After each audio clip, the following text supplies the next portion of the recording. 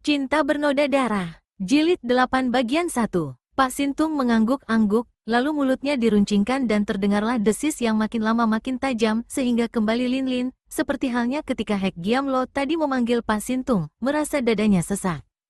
Cepat gadis ini meramkan mata dan mengerahkan sinkang untuk melawan getaran hebat itu. Ada seperempat jam suara itu mendesis-desis dan tiba-tiba terhenti. Lin mendengar gerakan banyak orang dan ketika ia membuka matanya, kiranya di situ sudah berkumpul 24 orang laki-laki yang beraneka ragam pakaiannya. Ada yang berpakaian seperti pedagang, pengemis, pelajar, dan lain-lain, akan tetapi kesemuanya bersikap gagah perkasa dan kini mereka sudah berlutut dengan hormat di depannya dengan barisan berjajar di belakang Pak Sintung. Hamba sekalian sudah berkumpul dan siap menanti perintah Tuan Puteri Yalina, kata Pak Sintung. Tak dapat dicegah oleh Lin rasa bangga dan mekar di dalam dadanya. Inilah hebat, pikirnya, dan yang luar biasa adalah kenyataan bahwa ia tidak merasa hal ini aneh, malah seperti sudah sewajarnya dan sudah seharusnya demikian. Kalian semua dengarlah baik-baik, katanya sambil memasukkan pedang besi kuning ke dalam sarungnya. Untuk menjunjung nama besar Khitan dan memberi peringatan kepada Nanchao negara kecil ini agar lain kali tidak berani memandang rendah kepada kita, aku telah memerintahkan Hek Giamlo untuk mencuri atau merampas tongkat Ya Beng Chu dari tangan Beng Kau Chu. Sekarang aku minta kalian membantuku untuk dua urusan lain. Pertama, menangkap dan menawan suling emas hidup-hidup, kita bawa dia ke Khitan. Lin tidak pedulikan betapa orang-orang itu saling pandang dengan muka kaget, malah ia melanjutkan kata-katanya, kedua, kalian bantu aku menangkap Suma Boan putra pangeran dari kerajaan Sung itu untuk dipaksa mengaku siapa sebetulnya orang yang bernama Kam Busong, dan di mana sekarang ia berada. Setelah ia menunjukkan di mana adanya Kam Busong, kalian boleh siksa ia sekedarnya tapi tak usah dibunuh, lalu dilepaskan dia kembali. Mengerti, hamba mengerti, Tuan Puteri, jawab Pak Sintung mewakili anak buahnya. Biarlah hamba yang menemani Paduka, adapun saudara-saudara ini siap secara bersembunyi, tentu sewaktu-waktu dapat datang jika hamba panggil. Baiklah, Pak Sintung. Dan mari kita kembali ke kota raja. 24 orang itu tetap berlutut ketika Lin dan Pak Sintung berangkat, kembali ke pintu gerbang dari mana tadi mereka keluar. Kita tinggalkan dulu Lin yang kini berubah menjadi seorang puteri Khitan yang berpengaruh itu untuk menengok keadaan Kam Busin yang sudah terlalu lama kita tinggalkan. Kenapa siang Mosin Ni muncul di Nanchao seorang diri saja? Bukankah tadinya Busin berada di dalam cengkeramannya dan pemuda itu menjadi seperti boneka hidup dan barang permainan siang Mosin Ni setelah diminumi racun perampas semangat? Memang demikianlah, siang Mosin Ni yang merasa sayang akan ketampanan dan kegagahan Busin tidak membunuh pemuda ini seperti yang biasa ia lakukan, melainkan mengambil pemuda itu sebagai teman dan kekasihnya. Tadinya ia bermaksud membawa Busin ikut dengannya ke Nanchao dan di sana akan ia pergunakan sebagai bukti kelihayannya bahwa ia telah dapat menundukkan putra dari Jenderal Kam yang terkenal. Akan tetapi pada suatu hari ketika ia bersama Busin berjalan melalui sebuah hutan di lereng Gunung Burung Dara, tiba-tiba ia mendengar suara alat musik him. Ia kaget dan heran sekali, apalagi ketika mendadak Busin roboh, pingsan dan ia sendiri merasa dadanya tergetar hebat. Cepat siang Mosin Ni mengeluarkan sebuah alat musik him yang dulu ia rampas dari tangan Bu Ke Xiansu, kemudian ia duduk bersila dan mainkan alat musik yang diletakkan di depannya. Terdengar bunyi nyaring suara kawat-kawat him itu dan terjadilah perang antara suara him pertama dan suara him yang dimainkan siang Mosin Ni. Iblis wanita rambut panjang ini ternyata dahulu tidak sia-sia belaka merampas him dari Bu Ke Xiansu. Karena ia seorang berilmu tinggi dan memiliki kecerdasan luar biasa, ia telah mempelajari alat musik ini dan menggabungkan kesaktiannya ke dalam permainannya, sehingga alat yang sebetulnya merupakan alat kesenian untuk menghibur hati duka lara ini, dapat ia pergunakan sebagai senjata yang ampuh sekali. Banyak sudah lawan-lawan lihai roboh oleh bunyi himnya yang dapat dimainkan sedemikian rupa, sehingga merupakan jurus-jurus yang dapat merusak semangat, membikin putus urat saraf, mengaduk berantakan isi perut, dan menghancurkan isi dada lawan. Betullah kata-kata para budiman bahwasanya apapun alat kebaikan ataupun kejahatan, tergantung daripada si pemakai. Akan tetapi alangkah kaget hati siang Mosin Ni ketika semua jurus suara himnya yang menerjang dan menyerang ganas itu mental kembali oleh suara him yang halus lembut penuh damai dan yang suaranya mendatangkan ketenangan itu. Ia mengerahkan semangat dan sinkang, menyentil kawat-kawat himnya lebih tekun dan lebih keras. Akan tetapi tiba-tiba, kring ye, sebatang kawat himnya putus. Keparat. Siang Mo Sin Ni melompat dan bagaikan kilat menyambar tubuhnya melesat ke arah suara Him, rambutnya berkibar tertiup angin, siap untuk mencekik dan mencambuk lawan. Akan tetapi tiba-tiba ia berhenti, tertegun berdiri dan mukanya berubah pucat. Kiranya yang duduk bersila di bawah pohon besar yang mainkan Him dengan tenang sambil menundukkan kepala adalah Bu Xiansu. Bagaimanakah kakek yang dulu sudah terjerumus ke jurang itu dapat berada di sini? Siang Mo Sin Ni adalah seorang tokoh sakti, seorang yang dijuluki iblis wanita, akan tetapi sekarang ia menjadi pucat ketakutan.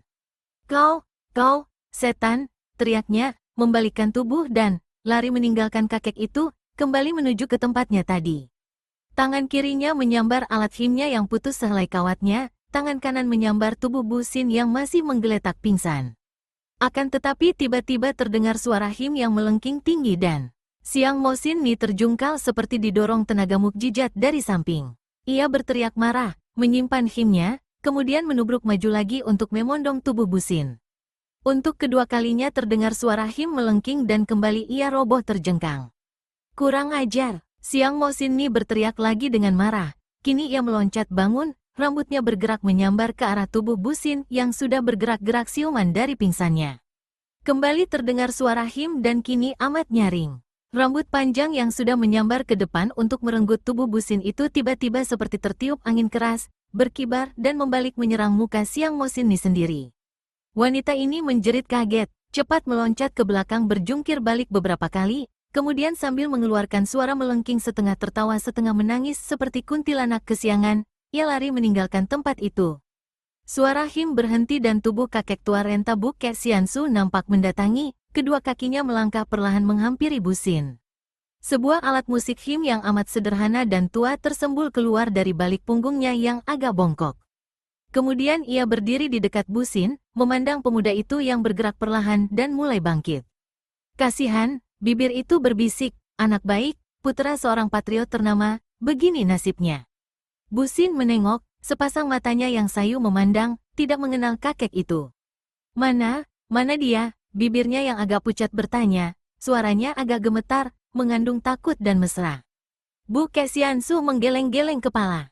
Sekali pandang saja kakek sakti ini maklum sudah apa yang telah menimpa diri pemuda ini. Tangannya bergerak menyentuh tengkuk Bu Sin, menekan sebentar lalu berbisik lagi. Belum terlambat, anak baik, kau ikutilah aku. Seperti linglung Bu Sin bangkit berdiri. Biarpun ia telah menjadi korban racun perampas semangat, namun sikap hormatnya terhadap seorang tua yang patut dihormat tetap ada padanya.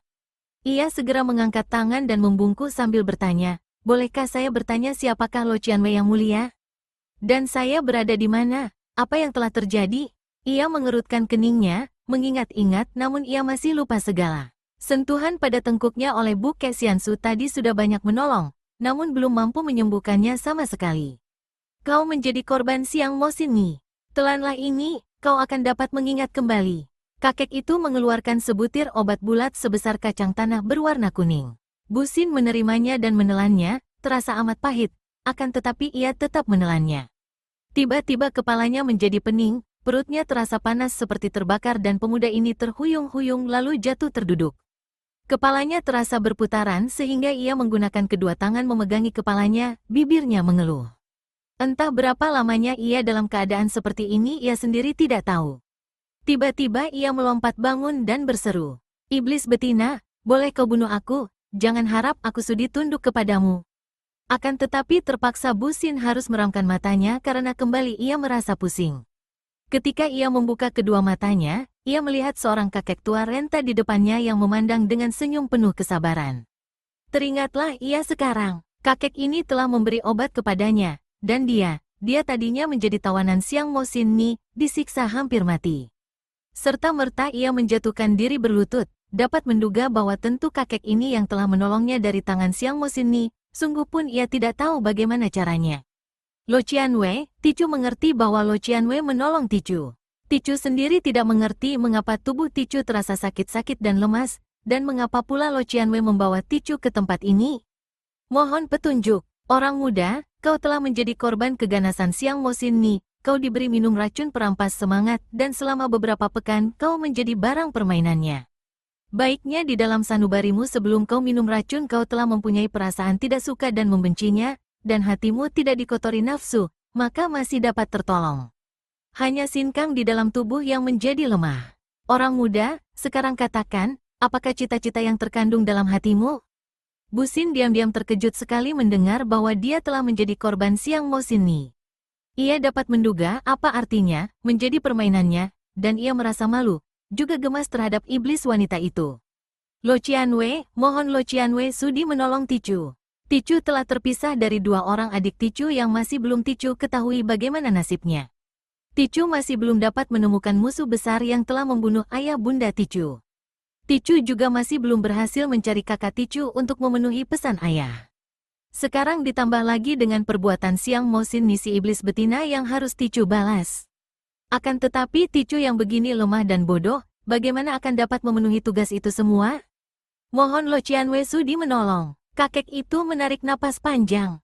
Aku akan lebih suka kalau kau melepaskan semua itu dan ikut dengan aku ke puncak untuk menjadi seorang pertapa.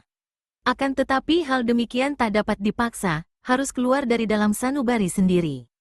Orang muda, aku bersedia membantumu, akan tetapi berhasil atau tidak seluruhnya tergantung kepadamu sendiri. Kalau hatimu cukup kuat, kalau kemauanmu cukup keras, kalau kau tahan menderita dan tidak takut menghadapi maut dalam mengejar cita-cita, agaknya Tuhan pasti akan mengabulkannya. Nah, kau duduklah di atas batu itu, biarkan air terjun itu menimpa di atas kepalamu, duduk bersila dan curahkan perhatianmu kepada apa yang akan kuajarkan kepadamu. Mulailah, Bu Xin sudah membulatkan tekadnya. Ia maklum bahwa kakek ini bukan manusia biasa dan hanya dengan pertolongan kakek ini ia dapat mengharapkan semua cita-citanya tercapai. Hanya ada dua jalan terbuka baginya, berhasil atau mati. Bukankah ia baru saja terbebas daripada kematian yang amat hebat di tangan Siang Mo Xin Ni?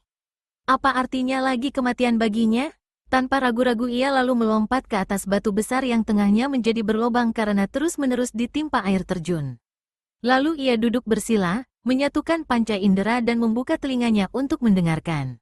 Akan tetapi, air yang menimpa kepalanya mendatangkan suara bergemuruh yang memekakkan kedua telinganya di samping mendatangkan rasa dingin yang menyusup ke tulang sumsum.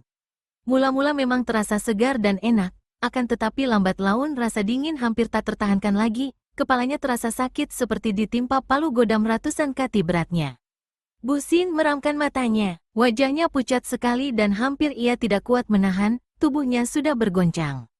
Dalam keadaan seperti itu, tiba-tiba ia mendengar suara kakek tadi, dekat sekali suara itu, berbisik-bisik di dekat telinganya, orang muda, kerahkan sisa tenaga dari pusar, biarkan berkumpul dan desak ke atas melalui dada, terus salurkan ke jalan darah Tiong Chu Hiat. Otomatis Bu Xin melakukan perintah ini. Akan tetapi karena ia merasa amat lemah, sukar baginya untuk menyalurkan tenaga dalam ke arah jalan Tiong Chu Hiat di belakang leher. Mendadak belakang lehernya itu seperti disentuh sesuatu dan aneh, dengan mudah kini tenaga dalamnya menjalar ke Tiong Chu Hiat.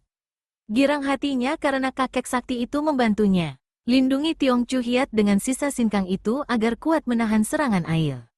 Kini mulailah mengatur pernapasan menurut aturan Im Yang, sedot masuk berikut hawa pukulan air, kumpul di dada, tekan ke pusar sambil keluarkan napas, dengan kata-kata yang halus berbisik-bisik dan seperti diucapkan dekat kedua telinga Bu Xin, kakek itu mulai menurunkan ilmunya kepada Bu Xin yang mendengarkan dengan amat tekun. Seluruh perhatiannya tercurah kepada semua kata-kata ini sehingga ia lupa akan segala hal lainnya, bahkan ia tidak tahu lagi di mana ia berada, apa yang terjadi dengannya, dan dia tidak lagi merasakan pukulan air yang menimpa di atas kepalanya. Begitu tekun Bu Xin mendengarkan wejangan kakek tua renta itu yang dengan sabar sekali mengulangi ajaran-ajarannya. Pemuda ini sampai tidak tahu lagi keadaan sekelilingnya, tidak tahu bahwa siang telah berganti malam dan malam berganti siang lagi.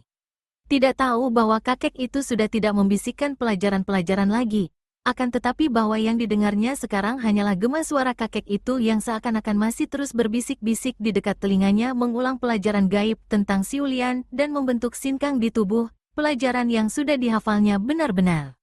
Setelah suara itu makin menghilang, barulah perlahan-lahan ia sadar bahwa kakek itu tidak berbisik lagi dan mulailah ia sadar akan keadaan di sekelilingnya, akan keadaan dirinya.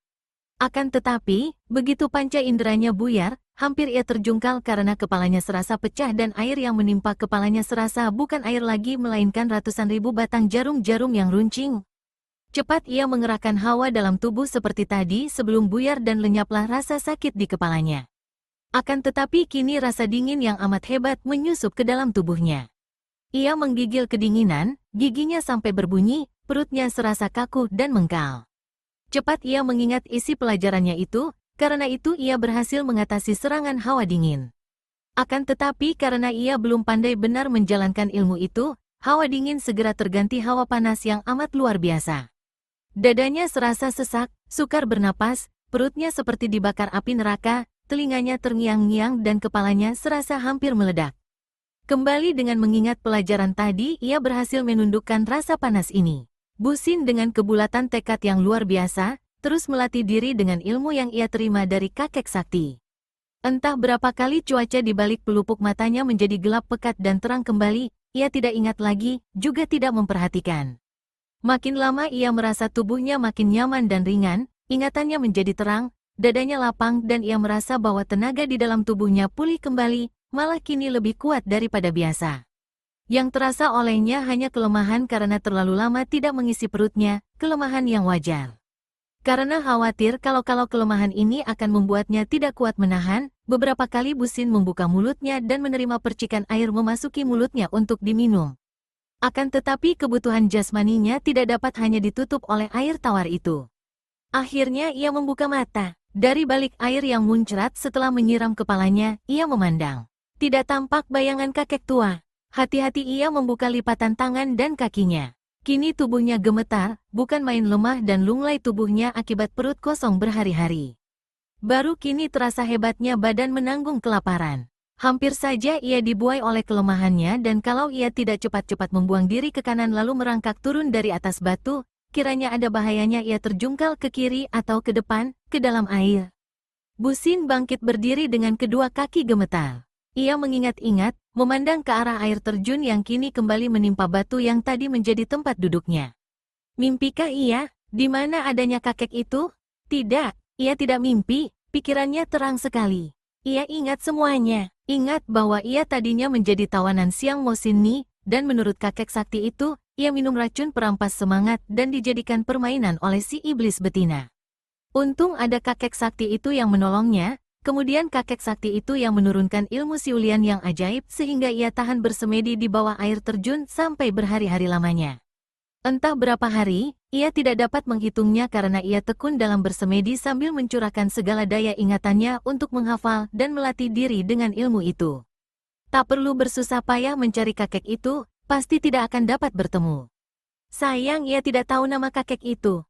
Yang perlu sekarang mencari adik-adiknya. Ia sendiri tidak tahu di mana ia berada. Harus ia selidiki hal ini dan sekarang yang paling perlu adalah mencari pengisi perut atau kalau terlambat ia akan mati kelaparan.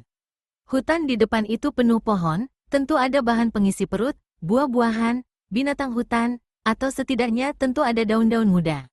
Tak lama kemudian, dengan hati lapang Bu Xin sudah menggerogoti buah-buah yang segar dan manis dan perutnya menerima dengan lahapnya, seakan-akan tidak mengenal kenyang. Agaknya akan berbahaya bagi Bu Xin kalau ia melanjutkan makannya, mengisi sepenuhnya perut yang sudah terlalu lama dikosongkan itu. Baiknya sebelum terlalu banyak ia makan, tiba-tiba ia mendengar auman yang menggetarkan hutan, disusul pekik kesakitan seorang manusia. Cepat reaksi Bu Xin. Buah di tangannya yang belum sempat digigit ia buang dan tubuhnya sudah berlari cepat sekali ke arah utara. Untung tidak terlalu jauh tempat itu, atau mungkin karena lari cepat Bu Xin kini memperoleh kemajuan secara menakjubkan dan tidak disadari oleh orangnya sendiri. Ia melihat seorang laki-laki berpakaian ringkas seperti seorang pemburu sedang bergulat mati-matian melawan seekor harimau.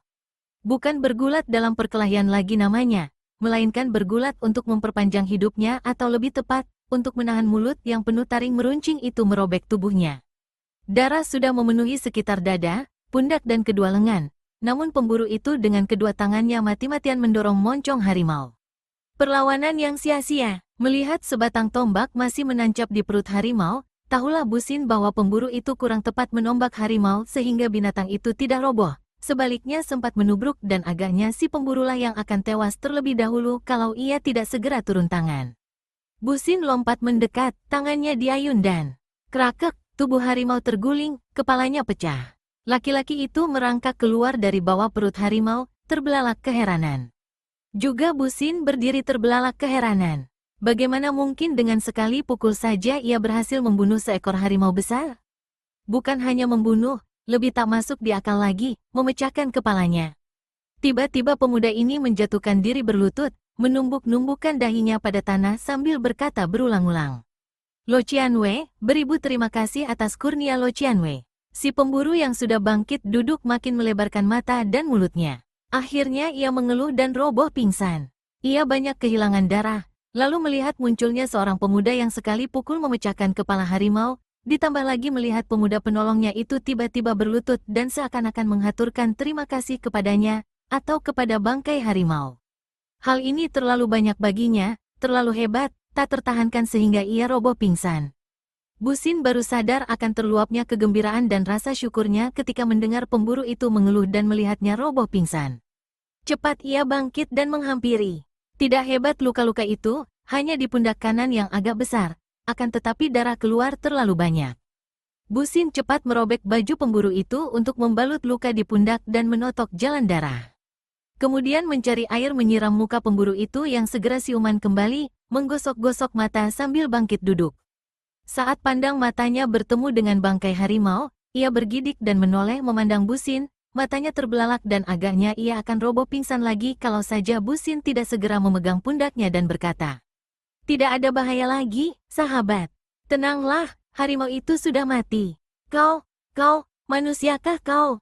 Mau tidak mau Busin tersenyum dan mengangguk-angguk. "Kau gagah sekali sobat, sudah berada di ambang maut masih melakukan perlawanan hebat. Kau seorang pemburu, bukan? Kebetulan aku lewat dan sempat membantumu," kata Busin merendah karena ia maklum betapa orang ini kagum kepadanya. Pemburu itu segera menjatuhkan diri berlutut di depan Busin yang segera mengangkatnya bangun. "Tak perlu segala kekosongan ini," katanya. "Marilah kita bicara secara sewajarnya. Aku tidak akan lama mengganggumu, hanya ingin bertanya, tempat apakah ini? Hutan mana dan berada di daerah mana? Aku tersesat jalan, harap kau sudi memberi petunjuk." Orang itu kelihatan tertegun. Tai Hiap atau pendekar besar tentu hendak berkunjung ke kota raja untuk menghadiri pesta perayaan Bengkau, bukan? Wah, kalau tidak cepat-cepat, Tai Hiap bisa terlambat. Pesta dimulai esok hari dan, dari sini ke kota raja Nanchao masih jauh, 2 hari perjalanan. Kaget hati Busin, ia sudah berada di dekat kota raja Nanchao di selatan? Hebat, kiranya iblis betina itu membawanya ke Nanchao. Tentu ada maksud tertentu. Lebih baik ia teruskan kunjungan ke Nanchao. Ia mengangguk dan berkata, "Betul, aku hendak ke Nanchao. Masih 2 hari perjalanan? Tolong kau tunjukkan jalannya agar aku tidak tersesat lagi." Pemburu itu lalu memberi petunjuk, menggurat-gurat tanda gunung dan sungai di atas tanah. "Terima kasih, sekarang juga aku akan berangkat agar tidak terlambat." Ia bangkit berdiri. "Nanti dulu, Tai Hiap, kau telah menolong nyawaku, bolehkah saya mengetahui nama besar Tai Hiap? Saya seorang pemburu, Lai Teng nama saya." Dan, akan tetapi ia tidak melanjutkan kata-katanya karena pemuda di depannya sudah berkelebat pergi dan sebentar saja sudah amat jauh. Ia hanya dapat memandang dengan mata terbelalak kagum sampai bayangan Busin lenyap di antara pohon-pohon. Busin benar-benar merasa girang sekali ketika ia mendapat kenyataan bahwa keadaan dirinya jauh berbeda daripada dahulu. Kalau saja tadi ia tidak memukul kepala harimau, agaknya ia tidak atau belum dapat mengetahui perubahan ini. Sekarang ia dapat berlari cepat, demikian ringan tubuhnya. Sebagai seorang yang cerdik dan memiliki darah pendekar, tentu saja ia tahu bahwa semua ini adalah hasil daripada ilmu siulian ajaib yang ia terima dari kakek tua renta tak bernama itu. Dengan melakukan perjalanan cepat tanpa pernah mengaso, pada keesokan harinya menjelang senja sampailah ia di perbatasan Nanchao. Ia tidak mengenal jalan, maka tanpa sadar ia telah memasuki tanah kuburan yang amat luas, dengan kuburan yang angker dan indah-indah bangunan nisannya, malah ada yang dihias lukisan atau ukiran pada batu-batu nisan. Inilah tanah pekuburan para pembesar dan keluarga raja di Nanchao. Tiba-tiba Busin menyelinap dan bersembunyi di balik sebuah kuburan besar yang letaknya di pinggir jalan. Dari depan ia melihat 3 orang laki-laki berjalan cepat sekali, kemudian setelah sampai di daerah kuburan, mereka memperlambat jalan dan bercakap-cakap. Seorang di antara mereka, yang kumisnya tipis panjang dan matanya juling, menggendong sebuah karung hitam di punggungnya, memegangi mulut karung yang diikat dengan kedua tangan, tampaknya berat isi karungnya itu. Yang dua orang lagi adalah orang-orang setengah tua yang wajahnya membayangkan kekejaman, apalagi orang ketiga yang mukanya cacat, bolong-bolong oleh penyakit cacar. Orang kedua kepalanya besar dan ada jendolan daging di atas dahinya. Yang menyolok adalah bahwa ketiga orang laki-laki ini semua berpakaian pengemis. Disinilah tempatnya. Pangcu atau ketua berpesan agar kita menanti di sini sampai datang Suma Kongcu. Ih, memilih tempat saja di tanah kuburan. Ngeri juga, kata orang bermata juling sambil menurunkan karung hitam dari punggung, kemudian meletakkannya di atas tanah. Karung itu terguling akan tetapi isinya tidak keluar karena mulut karung diikat. Mereka lalu berjongkok dan menghapus peluh, agaknya mereka tadi telah berlari-lari cepat. Apalagi si penggendong karung, peluhnya membasahi leher dan mukanya. Loheng atau kakak, tak enak menanti di tempat angker begini, tanpa ada pemandangan yang elok. Kita buka saja karung itu, agar mata kita dapat menikmati pemandangan yang menyegarkan semangat. Hehe, kata pengemis bermuka bopeng, yang paling muda di antara mereka. Samte, jangan main-main kau, celah si kepala besar, kau tentu maklum apa maunya Suma Kongcu menculik si cantik ini. Kalau kau mengganggunya dan hendak mendahului Suma Kongcu, apakah kau tidak takut kepalamu akan terpisah dari leher? Wah, Su Heng atau kakak seperguruan, aku bukan seorang tolol. Mana aku berani mengganggunya? Dia hidangan orang-orang seperti Suma Kongcu, mana cocok untukku? Paling-paling orang seperti kita ini mendapat sisanya. Hai, pernah dulu aku diberi sisa oleh Suma Kongcu, anak dari Kiangsi itu. Wah, berabe, baru 3 hari dia bunuh diri, kata lagi si Bopeng. Haha, agaknya takut melihat Bopengmu, kata si Juling. Loheng, kau sendiri apa mengira dirimu bagus? Matamu juling, mukamu pucat, kumismu seperti kumis monyet. Tapi tidak bolong-bolong seperti kulit mukamu yang dimakan rayap. STTT, sudahlah, tegur si kepala besar. Kalian ini kalau ada perempuan cantik, selalu berebut tampan dan saling memburukan. Samte, memang tidak baik membuka karung. Biarpun aku sendiri tadi kagum menyaksikan nona yang begini jelita, akan tetapi jangan lupa bahwa dia pun lihai bukan main. Kalau tidak ada Pangcu, kurasa belum tentu Kongcu mampu menawannya.